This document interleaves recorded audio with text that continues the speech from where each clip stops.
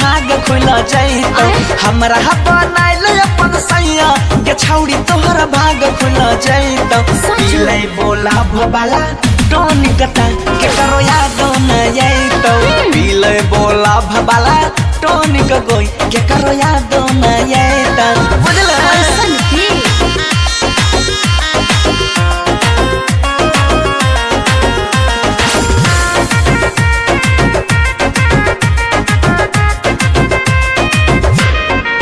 रोज बुलावे छी स्कूल के झाड़ में बड़ा मर मर तो जब जाने जाए तो घर में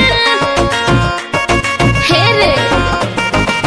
रोज बुलावे छी स्कूल के झाड़ में बड़ा मर मर तो जब जाने जाए तो घर में कब तक बनल रहबो यार के जल्दी बनाई ले अपन बता रे तब तक कोनो टेंशन होय तो चुमा ले वो दिन में चार बारे रे हमरा तो रहा बीच में छौरी गे करो सपना है त हमरा तो रहा बीच में छौरी गे करो सपना है तो घूमै बो अपन वाला चाभी तो तोहरा लौका खुल जाए तो पीले बोला भबाला टोनिक गोई करो याद न आइता पीले नो नेवर पीले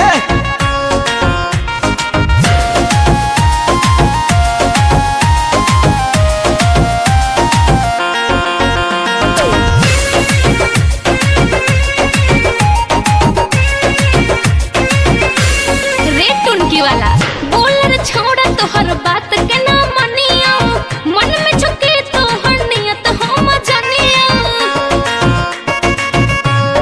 ए बोल रे छोड़ा तोहर बात के ना मनिया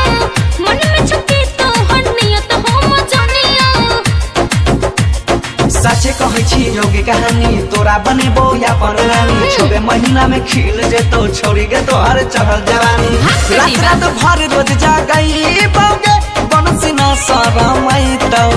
रोज रोज रात भर जगई बौगे बनसी ना शरमई तो पीले बोला भबाला टोनिक ता के करो याद न आइतो घूमै बो अपन वाला